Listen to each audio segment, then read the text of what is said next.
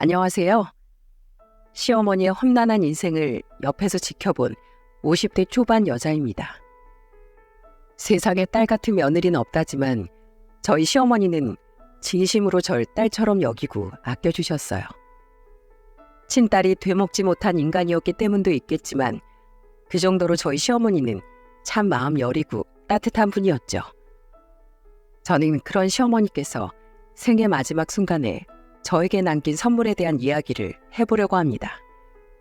저는 제주도에서 작은 식당을 하던 부모님 아래에서 태어났어요. 오빠는 서울에 있는 대학에 간 후 쭉 서울에서 살았지만 전 그대로 제주도에 남아 작은 회사를 다녔죠. 그러다 25이라는 조금 이른 나이에 감귤 농장을 운영하고 있던 4살 많은 남편과 결혼을 하게 되었답니다. 우리 성이 20대 초반일 적 네 시아버지가 세상을 떠났다.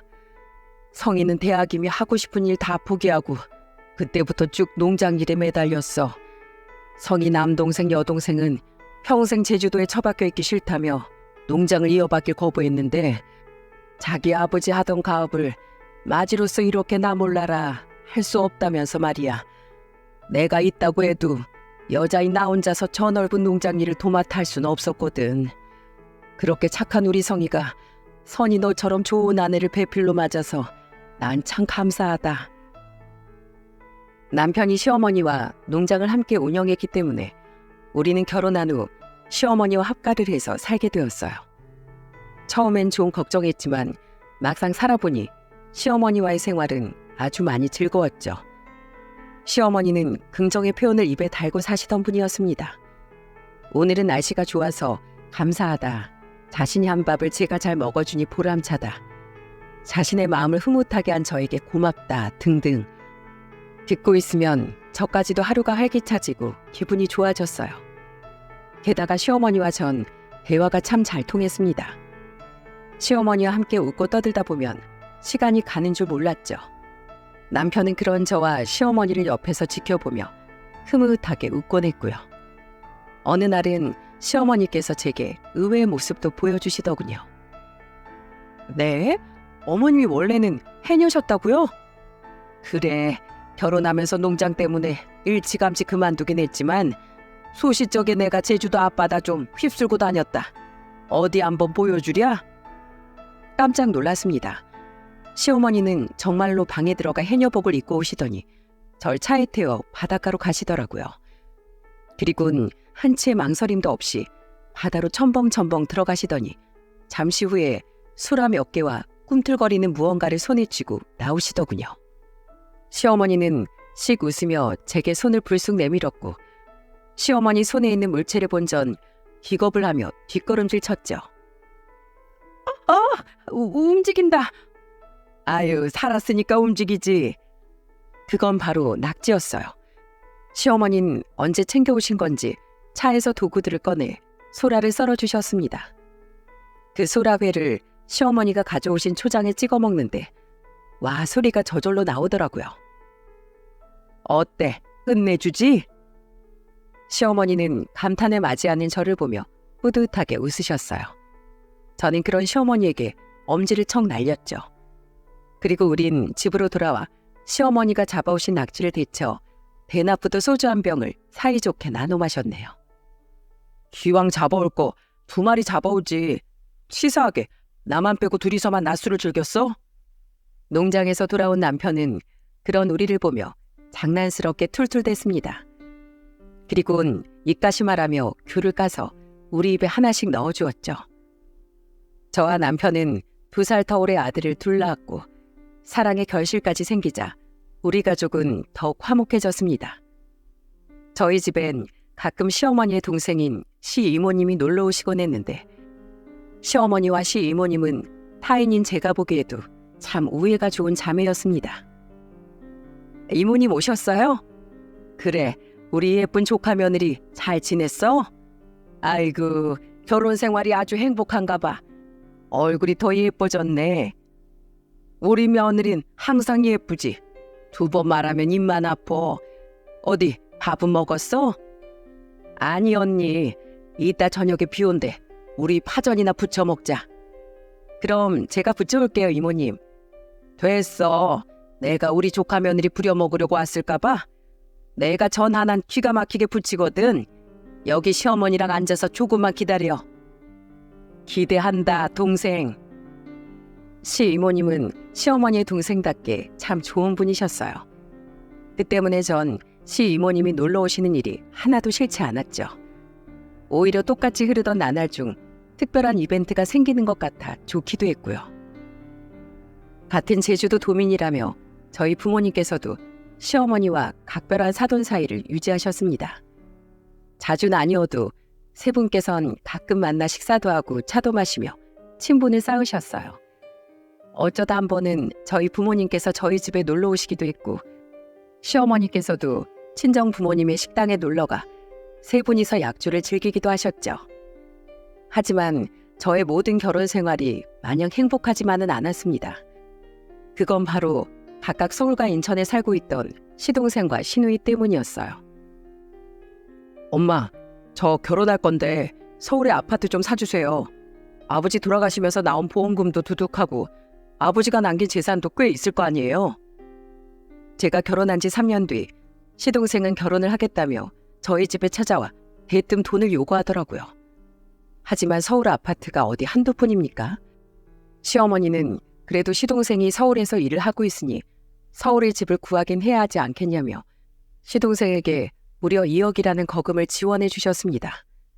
하지만 시동생은 성에 차지 않았는지 저희 집에 찾아와 시어머니께 입에 거품을 물고 때를 쓰더군요.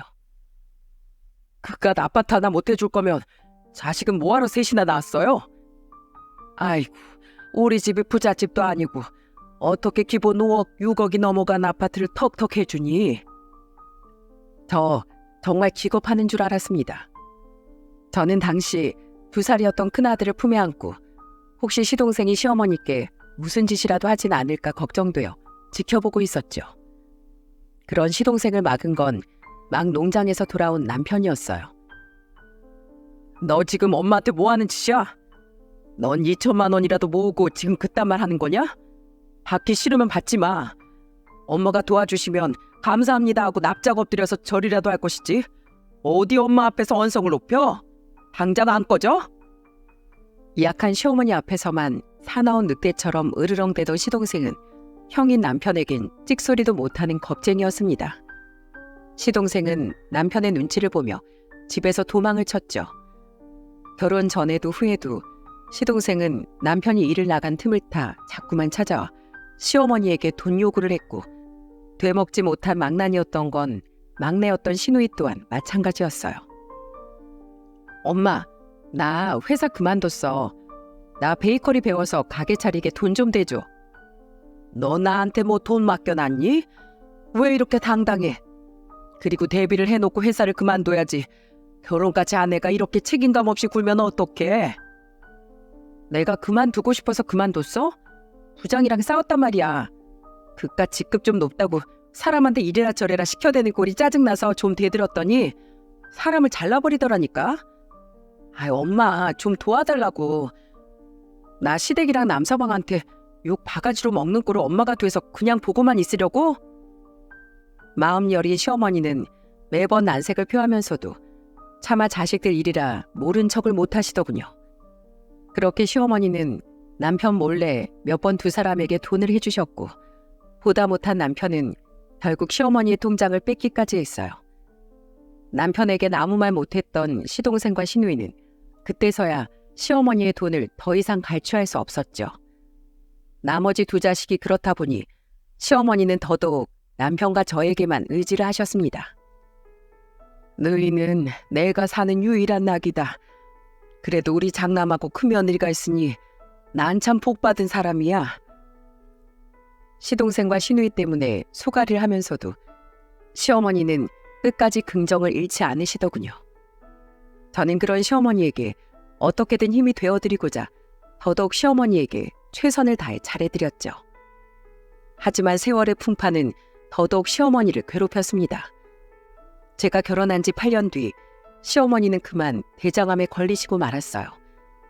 다행히 손을 쓸 수 없는 말기에 발견된 건 아니었지만 극초기도 아니었던지라 시어머니는 수술을 받은 후에도 항암 치료를 병행하며 오래도록 암 투병을 하셔야 했죠. 투병 생활 동안 몸이 극도로 약해진 시어머니는 잔병 치레까지 많아지시더군요. 시어머니는 계속해서 입원과 퇴원을 반복하셔야 했고 전 일하느라 아이들에게 계속해서 붙어 있을 수 없던 남편 대신 친정 부모님께 자주 애들을 맡기곤 그런 시어머니의 곁을 지켰습니다. 그래도 시어머니는 참 강한 분이셨어요. 시어머니는 몇 번의 고비를 넘기면서도 결국 암을 이겨내셨고 몇 년의 세월이 흐른 뒤엔 드디어 암 완치 판정까지 받으실 수 있었습니다. 병원에서 완치 판정을 받던 날 저와 시어머니는 서로를 끌어안고 엉엉 울었죠. 어머니, 그동안 정말 고생 많으셨어요. 정말 대단하세요. 전 어머님이 자랑스럽고 존경스러워요. 아니다 어머마. 이건 모두 어머니 덕분이야. 네가 아니었으면 내가 어떻게 그 고된 시간을 버텨낼 수 있었겠니. 고맙다. 정말 고마워. 함께 병원에 왔던 남편은 그런 우리를 보고 옆에서 손등으로 연신 눈물을 쓸어내더군요. 그 어떤 걱정거리도 그때만큼은 우리 안에 존재하지 않았어요. 날씨는 화창했고 비록 눈물 범벅이긴 했지만 우리 얼굴엔 그 어느 때보다 환한 미소가 가득했죠. 그날 우리는 충만해진 가족애를 가슴에 품고 앞으로 희망찬 미래를 꿈꿨습니다. 하지만 시어머니의 건강이 겨우 나아졌나 싶었더니 두 번째 불행은 다름 아닌 저희 남편에게 찾아오더군요. 췌장암이요? 시어머니께서 암에 걸린 지 12년 만에 남편은 그만 췌장암 말기 판정을 받고 말았습니다. 남편의 나이 고작 40대 후반이에요. 수술조차 불가능했던 남편은 마지막쯤엔 고통 때문에 제대로 누워있기도 힘들어했고 식사량 또한 극심하게 줄었어요. 복수가 차고 침대 시트가 젖어 자주 갈아줘야 할 정도로 많은 식은땀을 흘렸고 차츰 정신이 혼미해지고 잠에만 빠져있는 시간이 늘어갔죠. 그렇게 투병을 한 지 5개월이 되었던 어느 날 남편이 시어머니의 손을 잡고 희미한 목소리로 말하더군요. 엄마, 저 살고 싶어요. 아직 해야 할 일이 너무 많아요. 그래, 끝까지 살아서 뭐든 하면 되지. 무슨 걱정이니? 이 엄마만 믿거라. 걱정하지 마. 내가 염라대왕 멱살을 잡고 흔들어서라도 우리 큰아들 꼭 지켜줄 테니까. 남편은 시어머니의 말에 옅은 미소를 띠고 다시 잠에 빠져들었습니다. 그리고 남편은 그대로 결국 영영 눈을 뜨지 못했죠. 안 된다, 성이야. 제발 다시 숨 좀 쉬어. 선생님, 얘가 저번에도 이러다가 한 번 돌아왔었어요. 이번에도 꼭 다시 돌아올 겁니다. 제발 우리 아들 포기하지 말아주세요. 어머니, 이 사람 숨 안 쉰 지 벌써 10분이 지났어요. 이제 우리 이 사람 그만 보내줘요. 이 사람도 많이 힘들었을 거예요. 저는 의사의 옷깃을 붙잡고 애원하며 울부짖던 시어머니를 말리며 흐느꼈습니다. 남편을 잃은 슬픔과 시어머니의 처절한 모습에 가슴이 찢어질 것 같았죠. 학교에 있던 두 아들은 뒤늦게 병원으로 달려왔지만 끝내 남편의 마지막을 지켜보지 못했어요. 그렇게 우리 가족은 누구보다 듬직하던 큰아들과 남편, 그리고 아버지를 잃게 되었습니다. 시어머니는 장례를 치르는 내내 몇 번이나 실신을 하며 응급실 신세를 지셨어요. 연세도 많은 분이 저러다가 정말 큰일을 치르는 게 아닌가 싶어 하루하루 피가 말랐죠. 시 이모님은 그런 시어머니의 곁을 지키며 매일같이 흐느끼시더군요. 그런 시어머니를 대신해 저는 장례 절차를 밟고 조문객들을 맞았습니다. 장례를 치르는 내내 제 곁에 있어 주셨던 친정 부모님과 오빠 그리고 새언니는 그런 우리의 모습을 보며 차마 눈물을 숨기지 못하시더군요. 반면 자기 형제의 장례식인데도 불구하고 시동생과 시누이는 장례식 마지막 날이 되어서야 모습을 드러냈습니다. 심지어 동서와 심해부는 잠깐 조문을 마치고 식사를 하자마자 먼저 비행기를 타고 돌아가 버리더군요. 그리고 웬일로 발인이 끝날 때까지 남아있던 시동생과 시누이는 집에 돌아오자마자 대뜸 본론을 꺼내더라고요. 엄마, 농장 어쩌실 거예요? 엄마, 설마 세연이랑 같이 여자 둘이서 계속 저 농장 꾸려갈 건 아니지? 팔 거지? 그럼 그 돈 우리 줘. 뭐야? 너희들 지금 큰애 간지 며칠이나 지났다고 또다시 돈 타령이야? 너희들이 인간이니? 그러고도 사람이야? 아, 간 사람은 간 사람이고 산 사람은 살아야 할 거 아니에요. 엄마, 어차피 그 농장 팔 거잖아요. 그 돈 다 가지고 있다가 노자 돈으로 쓸 거예요?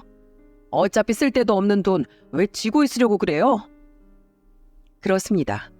짐승 같은 두 연놈은 방해꾼이었던 남편이 사라지자마자 시어머니에게 또다시 돈을 뜯어내기 위해 왔던 거였어요. 정말 치가 떨리다 못해 분해서 눈물이 다 나더군요. 서방님, 아가씨, 정말 사람들이 해도 해도 너무한 거 아니에요? 어쩜 사람들이 돈벌레처럼 돈밖에 몰라요? 어머님 장례식 내내 계속 쓰러지셨던 거 모르세요? 어머님 이러다 또 쓰러지시면 어쩌시려고 장례식 끝나자마자 어머님을 이렇게 괴롭혀요?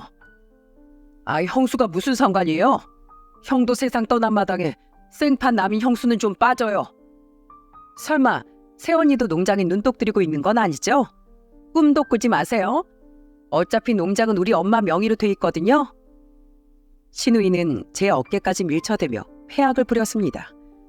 어른들 일이라 차마 끼지 못하고 옆에서 지켜보고 있던 저희 아들들은 그 모습을 더는 참지 못하겠는지 시동생과 신우이를 억지로 밀어서 쫓아내더군요. 시동생과 신우이는 어른도 몰라보는 쌍놈들이라고 제 아들들에게 악을 써댔지만 제 큰아들은 한마디를 던지곤 현관문을 쾅 닫아버렸죠. 쌍놈 조카가 쌍놈이지 그럼 양반이겠어요? 그리곤 두 아들은 펑펑 울고 있는 시어머니와 화가 나서 씩씩대는 저를 안고는 달래주었습니다. 남편을 닮아 어느덧 듬직하게 자란 두 아들 덕에 그날은 무사히 지나갈 수 있었죠. 하지만 두 사람은 근처에 숙소라도 잡은 건지 하루가 멀다 하고 저희 집을 찾아오더군요. 그것도 예전에 남편이 없을 때만 틈타서 왔던 것처럼 두 아들이 학교에 간 시간만 골라서 말입니다. 어차피 여자 둘이선 힘들어서 그 넓은 농장일 하지도 못한다. 그냥 농장 판 돈 그 두 놈들에게 다 줘버리고 그 놈들이랑 인연 끊으련다. 큰아들을 잃은 슬픔에 몸에 남은 기력이 없던 시어머니는 결국 농장을 판 돈 중 일부를 저에게 주시곤 나머진 전부 시동생과 신우에게 줘버리셨어요. 시어머니에게 돈을 뜯고도 두 사람은 만족하지 못했는지 제게 준 돈까지 내놓으라며 성하였지만 시어머니는 악에 바친 목소리로 소리를 지르며 두 연놈을 쫓아버렸죠. 큰애가 피땀 흘려서 일군 농장값에 그의 처몫이 없다는 게 말이 되니? 이건 법적으로도 며느리랑 손주들 몫이니까 법정 싸움까지 가고 싶지 않으면 더는 넘보지 마. 그리고 다신 찾아오지 마라 이것들아. 그게 내 마지막 전 재산이야. 나랑 큰애 암투병하며 집에 모아뒀던 돈도 전부 다 써버려서 너희들한테 줄 돈도 더는 없어. 이 버러지 같은 것들아. 시어머니가 복까지 들먹이자 그제야 두 사람은 투덜대며 가버리더군요. 그리고 정말로 시어머니에게 빼먹을 것이 이젠 없다고 생각했는지 두 사람은 더는 시어머니를 찾아오지 않았죠. 아주 인간으로서의 도리를 코딱지만큼도 모르는 시어머니 말대로 버러지 같은 인간들이었습니다. 이후 전 시어머니의 곁을 떠나지 않고 그 집에 그대로 남기로 결정했어요. 시어머니께서 암투병을 할 때도 몇 번 얼굴을 디밀지도 않던 시동생과 시누이가 뜯어먹을 돈도 더는 없는 마당에 시어머니를 모실 거라곤 전혀 생각지 않았고, 그렇다고 심적으로 많이 약해지신 시어머니를 차마 홀로 남게 둘 수는 없었거든요. 시 이모님이 가끔 찾아오시긴 했지만 이모님 또한 가정이 있으셨으니까요. 시어머니와 제법 돈도 가셨던 저희 부모님도 그런 저의 결정을 응원하고 지지해 주셨죠. 그런 제 마음을 모르셨던 시어머니는 남편을 보낸 지 얼마 되지 않아 절 붙잡고는 아이처럼 애원을 하시더군요. 어머마, 너도 날 떠날 거니? 네? 그게 갑자기 무슨 말씀이세요, 어머님? 제발 날 떠나지 말거라. 성희도 곁에 없는데 내가 너까지 없으면 혼자서 어떻게 사니? 내가 이렇게 비마. 난 더 이상 혼자 살아갈 자신이 없다. 혹시 내가 가진 돈이 없어서 그렇다면 내가 어떻게 해서든 나가서 돈이라도 벌어오마. 제발 내 곁에만 있어다오. 어머니, 그게 무슨 말도 안 되는 말이에요. 저 안 떠나요. 전 항상 어머님 곁에 있을 거예요. 울지 마세요, 어머님. 깜짝 놀랐습니다. 분명 제가 아는 시어머니는 누구보다 희망을 잃지 않고 긍정적으로 사는 분이셨으니까요. 하지만 일찍이 자신의 남편을 떠나보내고 유일하게 믿고 의지하던 큰아들마저 잃자 시어머니는 그만 마음이 와르르 무너지신 것 같더군요. 저는 너무 애처로 보이는 시어머니를 꼭 끌어안고는 시어머니와 함께 엉엉 울었습니다. 괜찮아요, 어머님. 이젠 남편을 대신해서 제가 어머님 지켜드릴게요. 저 아무 데도 안 가니까 제발 불안해하지 마세요. 시어머니는 정신적으로 많이 불안하신 상태였습니다. 옆에 누군가 없으면 불안에 떨며 눈물까지 흘리실 정도로 타인에 대한 의존도가 높아지셨죠.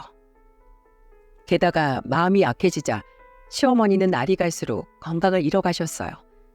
그러다 보니 시어머니의 노화는 점점 빨라졌고 자꾸만 악몽을 꾸시는지 잠조차 제대로 주무시지 못해 불안 증세 또한 악화되어만 갔습니다.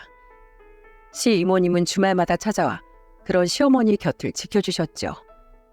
이외에도 저희 친정 부모님께서도 가끔 시어머니의 병문안을 오셨고 날이 갈수록 힘들어 보이는 저를 보며 이런 말씀을 하시더군요. 너 괜찮니?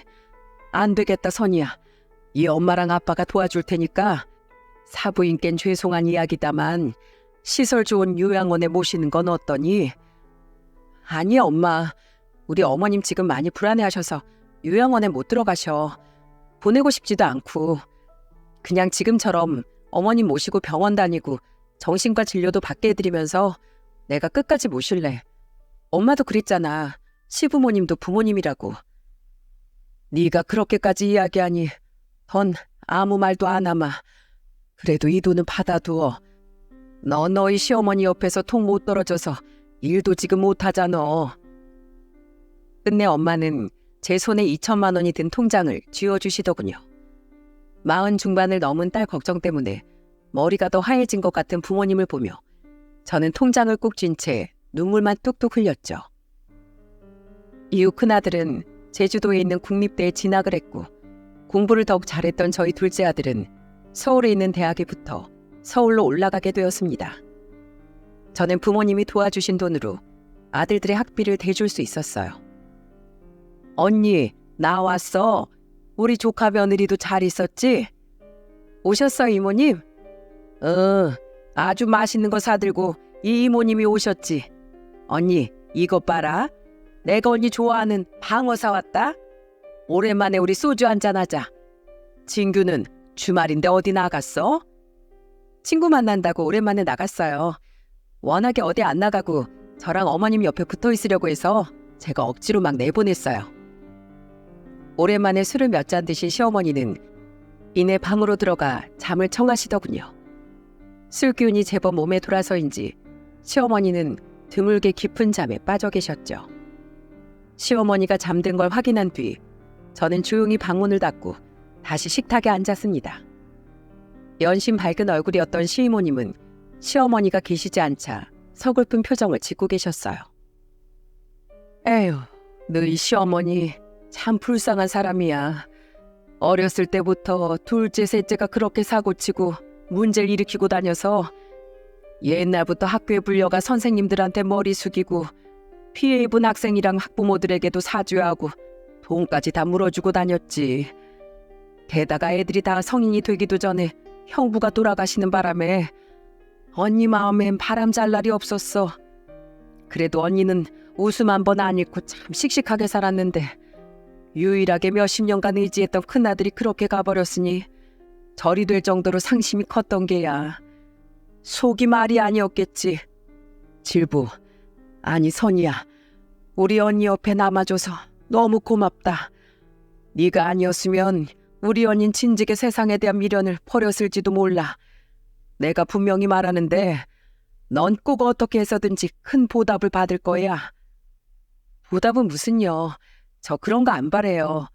함께 살아오는 동안 어머님이 저한테 베풀어 주셨던 애정, 은혜, 저 그런 것들 때문에 어머니께 여태 보답하고 있는 거예요. 더 보답해 드려야 할 사람은 저예요, 이모님. 아이고, 마음씨가 참 예쁘기도 하지. 안다 알아. 그냥 고맙다는 말을 꼭 너한테 해주고 싶었다. 시이모님은 제 손을 잡아주며 조용히 눈물을 흘리시더군요. 자신의 언니를 생각하는 시이모님의 따뜻한 마음이 느껴져 저 또한 시이모님을 따라 눈가가 뜨거워졌죠. 한편 시어머니의 건강은 더더욱 악화되어 갔습니다. 나중에 헛것이 보이거나 환청이 들리시는지 이러시는 적도 있었어요. 어머마, 얼른 밖에 문 좀 열어봐라. 밖에 성희가 와 있어. 시어머니는 갑자기 세상을 떠난 남편이 집 앞에 와 있다며 소리를 치시더군요. 저는 그런 시어머니를 말렸지만 시어머니는 끝내 맨발로 집을 뛰쳐나가셨죠. 아, 정말이라니까. 내가 내 볼까지 꼬집어 봤어. 성희야, 어디 있니? 엄마 여기 있다. 성희야. 어머니, 제발 이러지 마세요. 여기 누가 있다고 그래요. 얼른 집으로 들어가세요. 여기 신발부터 신으시고요. 어머님 이러다가 발 다치세요. 저는 엉엉 울며 시어머니의 발에 신발을 신겨드렸습니다. 시어머니는 미련을 버리지 못하시곤 자꾸만 남편의 이름을 부르며 울부짖으셨죠. 또 어느 날은 거동까지 불편해져 거의 누워서만 생활하시던 시어머니께서 또다시 남편을 부르시더군요. 저는 화들짝 놀라 시어머니의 방으로 달려갔어요. 성희야, 성희야. 시어머니는 누워서 천장으로 한쪽 팔을 뻗고는 자꾸만 손짓을 하셨습니다. 저는 가만히 천장을 향해 있던 시어머니의 손을 잡아드렸어요. 그제야 시어머니는 초점 없는 눈으로 이렇게 말씀하셨죠. 거기 있었니? 성희야, 오늘 농장에 가보니 귤들이 제법 탐스럽게 익었더구나. 조금 있으면 수확도 할 수 있겠어. 감귤 향이 어찌나 향기롭게 나는지 네 태몽을 꽂을 때가 생각나더라. 주렁주렁 열린 감귤을 몇 개나 까서 입에 호로록 넣는데 귤이 얼마나 새콤달콤하던지 이번 농사는 대박을 치려나 하는 생각을 하며 잠에서 깼지. 그래서 나랑 너희 아버진 처대는 딸이 와주려나 싶어서 애기 옷이며 침대며 죄다 분홍색으로 꾸며놨었다. 그런데 막상 네가 태어나 보니 글쎄 아들이어서 얼마나 웃었는지 몰라. 그래서 미리 지어놓은 네 이름도 선이었는데 급하게 성이라는 이름으로 비슷하게 바꿨던 거야. 아, 그런데 네가 나중에 데려온 우리 며느리 이름이 선이어서 내 속으로 얼마나 놀랐나 모른다. 사람 인연이라는 게 참 신기해. 그렇지? 시어머니는 눈앞에 정말 남편이 있는 듯 희미하게 미소까지 지어 보이시더군요. 아마 시어머니는 살아생전의 남편을 환상 속에서 만나고 계신 듯 했습니다. 그리고 며칠 뒤 남편이 세상을 떠난 지 5년 만에 시어머니는 잠든 듯 조용히 세상을 떠나셨습니다. 마지막으로 제게 이런 말씀을 남기신 후에 말이죠. 어머마, 이 긴 생에서 내 며느리이자 딸이 되어줘서 정말 고맙구나. 그동안 병든 날 돌보느라 정말 고생 많았다. 난 이만 우리 남편하고 성희를 보러 떠날 때가 된 것 같아. 너 혼자 남겨둬서 미안하다. 우리 착한 진규, 민규 앞으로도 잘 키워서 너 또한 며느리도 보고 손주들도 본 뒤에 우린 그렇게 아주 나중에 만나자꾸나. 내가 가도 너무 많이 울지 말거라. 사랑한다, 우리 딸. 급히 이송된 병원에서 하루를 채 버티지 못하고 영원히 눈을 감으신 시어머니 얼굴은 그 어느 때보다도 평온해 보였습니다. 저는 그런 시어머니를 끌어안고 우열을 했죠. 옆에서 지켜보던 큰아들과 할머니가 위독하다는 소식을 듣고 급히 내려왔던 둘째 아들은 그런 저를 끌어안고 눈물을 흘렸습니다. 그리고 함께 시어머니 임종을 지켜본 시이모님 또한 시어머니의 손을 잡고 마지막 인사를 하셨죠. 그동안 고생 많았어, 언니. 이제 하늘에선 더는 아프지 마. 거기서 그토록 그리워하던 성이랑 형부 만나서 여태 힘들었던 만큼 딱 그만큼 더 행복해져. 잘 가, 언니. 우리 나중에 만나. 그 와중에 더욱 분통이 터지고 화가 났던 건 시동생과 시누이는 시어머니 임종 때까지도 결국 병원에 오지 않았다는 거예요. 제가 분명 수십 통의 부재중 전화와 문자까지 남겼었는데 말입니다. 그러더니 그 두 사람은 시어머니의 빈소를 차리고서도 몇 시간이 지난 후에야 장례식장의 모습을 드러내더군요. 그런데 그 두 사람이 가족들을 데리고 장례식장에 나타난 이유가 뭐였는지 아십니까?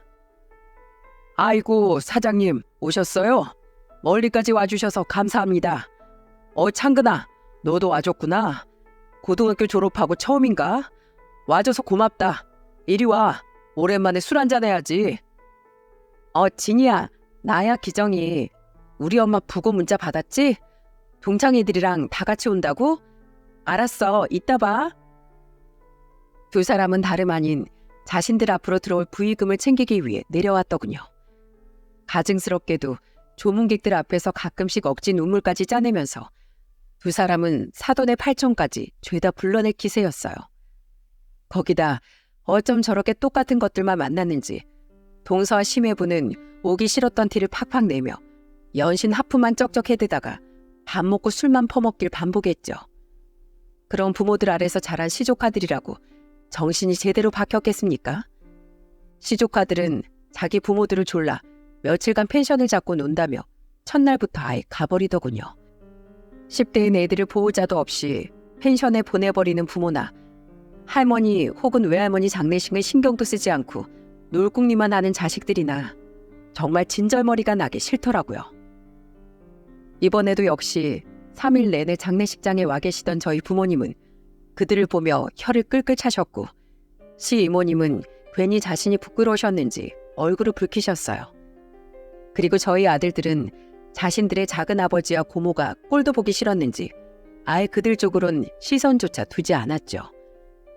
발인까지 다 끝나고 난 뒤 자신들을 지켜보는 이목이 사라지자마자 동서와 심해부는 조카들이 있는 펜션으로 인사도 없이 가버리더군요. 남은 우리는 시이모님의 부름 때문에 조용한 카페로 들어갔습니다. 그곳에서 시이모님은 시어머니가 생전에 미리 일러두신 재산 문제에 대해 말씀해 주셨어요.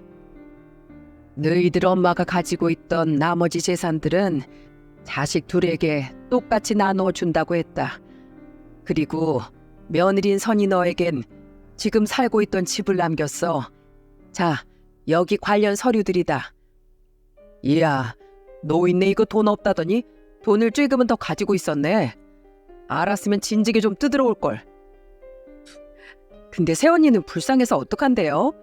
그 낡아 빠진 집 팔아봐야 얼마나 한다고. 역시 아무리 옆에서 병수발을 들어줘봤자 며느리 며느리고 자식은 자식이지. 기대하지도 않던 꽁돈이 생겼다고 여겼는지 시동생과 시누이는 굉장히 기분이 좋아 보였습니다. 그들은 집을 제외하곤 시어머니께 한 푼도 물려받지 못한 저를 보며 비웃고 놀려대더군요. 아들들은 제 옆에서 주먹을 꽉 쥐었지만 전 테이블 아래로 아들들의 손을 가만히 잡으며 말렸죠. 그리곤 그들을 향해 이렇게 말했습니다. 진짜 불쌍한 인간이 누구인지도 모르고 떠드는 꼴 하고는. 서방님 아가씨, 아니 너희들은 그런 정중한 호칭 따위도 아깝다. 아까워. 야, 이 한심한 것들아. 진짜 불쌍한 인간들은 너희들이야. 세상에서 가장 중요한 게 뭔지도 모르고 그저 돈돈거리면서 돈의 노예로 사는 바로 너희들 말이야. 너희들이 지금 그렇게 잘 먹고 잘 살 수 있게 된 거? 다 너희들 엄마 덕분이야. 돈? 그래, 어머님이 그동안 너희들한테 돈도 해주셨으니까 너희들이 지금 그렇게 발 뻗고 살 수 있겠지. 근데 너희들 학창시절에 사고치고 다니고 경찰서까지 들락거리던 거 다른 사람들한테 연신 머리 숙이고 너희들 대신 사과해가며 뒷수습하고 너희를 구해주는 일들, 그거 아무 대가 없이 오직 너희들을 위한 마음 하나로 할 수 있는 사람이 이젠 누가 있을까? 너희들 잘난 자식들? 아니, 이번에 꼬라지를 보니까 너희 자식들은 너희가 죽으면 딱 너희들만큼 돈만 챙기고 하하호호할 거야. 분명히. 보고 배운 게 다 그런 거니까. 유일하게 너희들을 아무 조건 없이 아끼고 사랑해줄 엄마를 쓸모없다면서 버려버린 너희들은 언젠가 꼭 천벌받을 거다. 나중에 꼭 너희들이 잘못을 깨달았으면 좋겠어. 아무리 가슴을 치면서 후회한다 한들 때는 이미 늦었다는 걸 깨달으면서 너희들이 죽도록 아파할 날이 꼭 왔으면 좋겠다. 이 불쌍하고 한심하기 그지없는 것들아. 뭐래? 새언니, 지금 우리 엄마한테 한 푼도 못 받았다고 열등감 폭발하는 거죠? 네, 알겠어요, 형수님. 천벌받을 우리들은 엄마가 남겨준 돈 가지고 누릴 거 다 누리면서 살다가 돈 떨어지면 그때 후회할지 말지 생각해 볼게요. 그 전에 돈 쓰느라 신나서 후회든 뭐든 생각할 여유가 있을지나 모르겠네. 아무튼 우린 이제 영원히 남남이니까 앞으로 서로 얼굴 볼 일 없게 합시다. 야, 가자. 이모, 우리 가요? 아유, 저런 것들 낳느라 몸이 상한 우리 언니 인생이 불쌍하다, 불쌍해. 그놈들은 끝까지 비열하고 한심한 족속들이었습니다. 시 이모님은 나가는 그들의 뒷모습을 보며 한숨을 쉬셨죠. 그리곤 제 눈치를 살피며 말씀하셨어요. 괜찮니? 너희 시어머니가 너한테 재산을 안 남겨서 서운하진 않어? 서운하긴요. 저런 인간들이라도 어머님은 어쩔 수 없이 자식이라고 생각하셨던 거겠죠. 전 남편하고 어머니가 살고 있던 그 집이면 넘치고 충분해요. 사실 법적으로 따지고 들면 분명 그들에게 제 아들들의 몫을 더 빼앗아 올 수도 있었겠지만 저는 그러지 않기로 했습니다. 마지막까지 망나니 같은 자식들을 걱정해 유산을 남기셨을 시어머니의 마음을 존중해드리고 싶었으니까요. 그런데 일주일 뒤 저에게 상상도 못한 일이 찾아왔습니다. 이모님, 어쩐 일이세요? 이젠 시어머니도 안 계신 마당에 시이모님께서 왜 찾아오신 건지 의아하더군요. 그것도 마지막으로 뵌 지 아직 일주일밖에 지나지 않았는데요. 시이모님은 의미 모를 미소를 지으며 집으로 들어오시더니 제게 택배 상자 하나를 내미셨습니다. 상자 위에는 큼지막하게 시어머니 이름이 적혀 있었죠. 이게 뭐예요, 이모님? 너희 시어머니가 나한테 맡겼던 거야. 자기 세상 떠난 뒤에 너한테 전해주라고. 저는 아리송한 마음으로 그 상자를 열어보았습니다. 그곳엔 3가지의 물건과 한 장의 편지가 들어있었어요. 그 물건들의 정체를 안 저는 놀라고 벅찬 마음을 감추지 못했죠. 이건... 첫 번째 물건은 시어머니께서 항상 품에 품고 다니던 손수건이었습니다. 그리고 두 번째 물건은 바로 시어머니의 해녀복이었어요. 마지막으로 편지 옆에 가지런히 놓여있던 물건은 웬 주소 하나가 적힌 쪽지였죠. 먼저 편지를 읽어본 전 사무치는 마음에 그만 눈물을 터뜨리고 말았습니다. 사랑하는 내 며느리, 어머마, 네가 이 편지를 읽을 쯤엔 난 아마 세상에 없겠구나. 나는 요즘 내 삶이 얼마 남지 않았다는 걸 여실히 느끼고 있다. 그래서 미리 내 동생에게 부탁해 너에게 몇 가지 내 마음을 남기려고 한다. 그 꽃무늬 손수건은 내가 우리 시어머니께 받았던 거야. 시어머니가 직접 자수를 놓으신 세상에서 하나밖에 없는 손수건이지.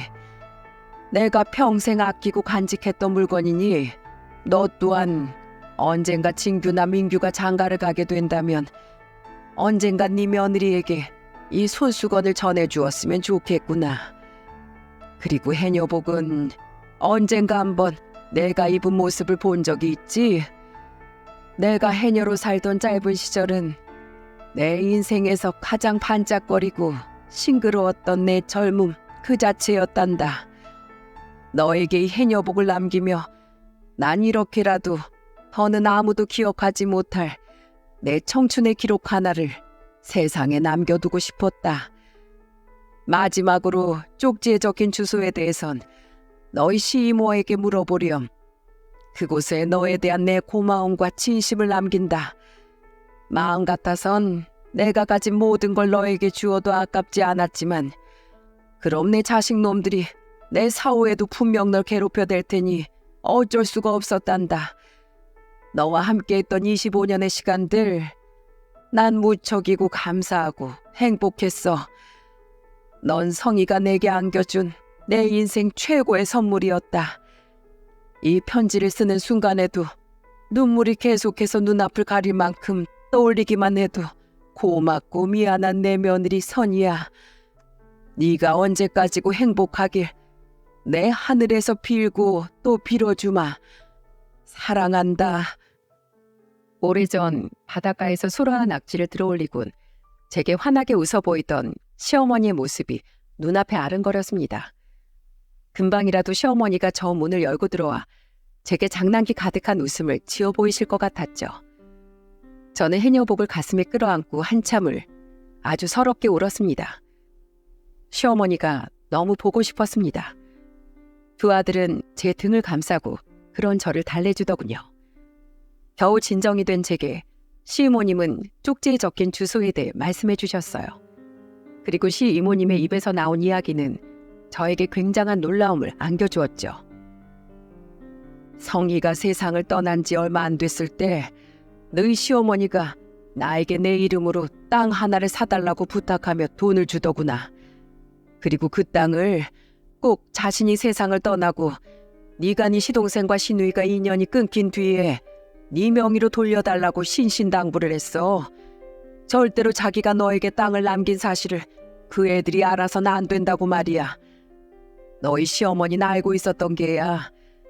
자신이 세상을 떠나고 나면 분명 자기가 남길 재산을 샅샅이 열람해볼 네 시동생과 시누이가 너에게 남겨질 재산까지 어떻게 해서든 다 빼앗아 가려고 널 괴롭힐 거라는 걸 말이야.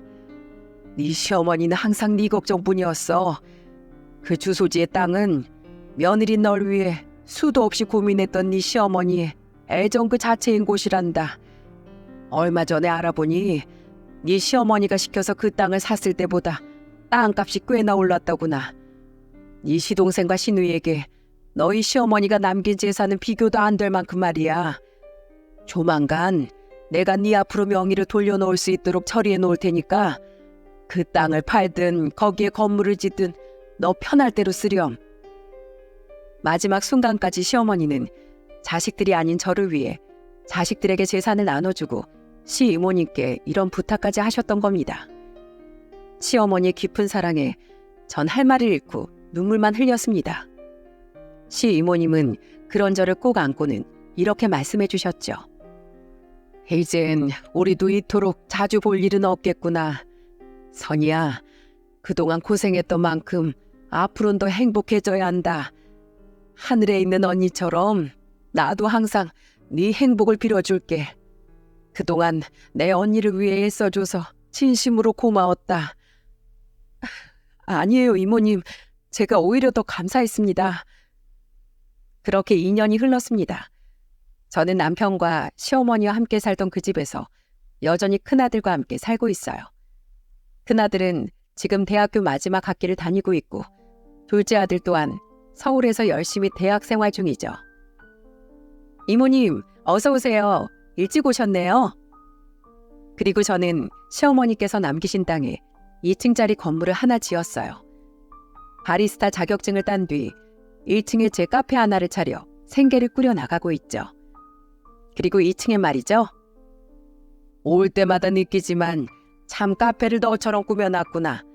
분위기도 아늑하고 따뜻한 게 아주 마음이 몽글몽글해져.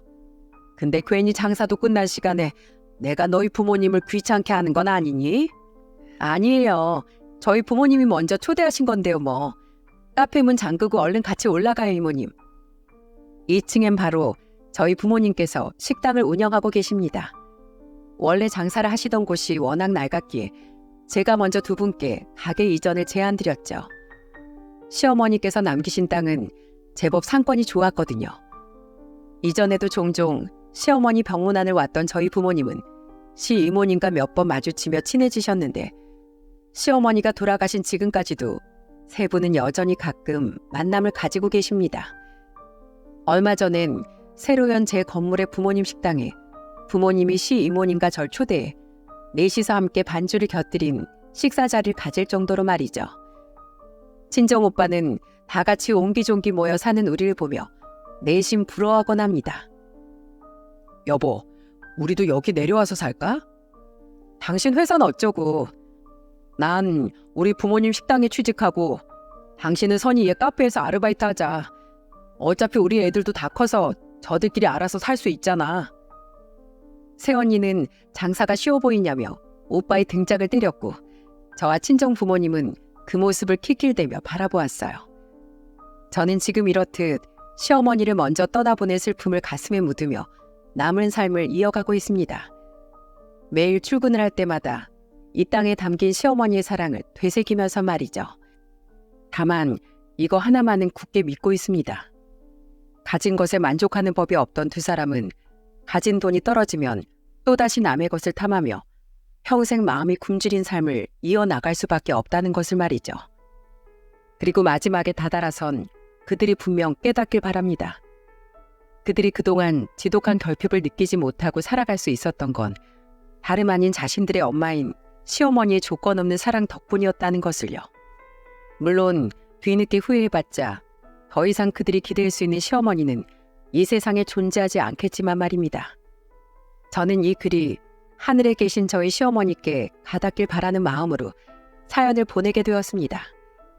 마지막까지 제 걱정을 하며 세상을 떠나셨던 시어머니께 이렇게 말씀드리고 싶었거든요. 저는 어머님 덕분에 잘 지내고 있어요. 그러니 더 이상 제 걱정은 말고 그곳에서 편히 쉬세요. 라고 말입니다. 저는 앞으로 항상 긍정적이고 밝았던 본래의 시어머니처럼 희망차게 행복을 찾아가며 살아갈 겁니다. 그리고 언젠가 만나게 될 제 며느리에게 이야기해 줄 거예요. 나도 너처럼 며느리일 때가 있었고 난 참으로 훌륭하고 감사한 시어머니를 만났었다고 말이죠. 그리고 저 또한 시어머니처럼 좋은 시어머니가 될 수 있도록 항상 노력해 나갈 생각이에요. 그렇게 나중에 하늘에서 만날 시어머니에게 당당히 자랑할 수 있는 추억을 쌓을 때까지 전 오늘도 내일도 추억의 힘으로 힘차게 살아가려고 합니다. 그리고 제 사연을 들어주신 모든 분들도 항상 희망을 잃지 않고 씩씩하게 매일을 살아가시길 바라고 응원할게요. 감사합니다.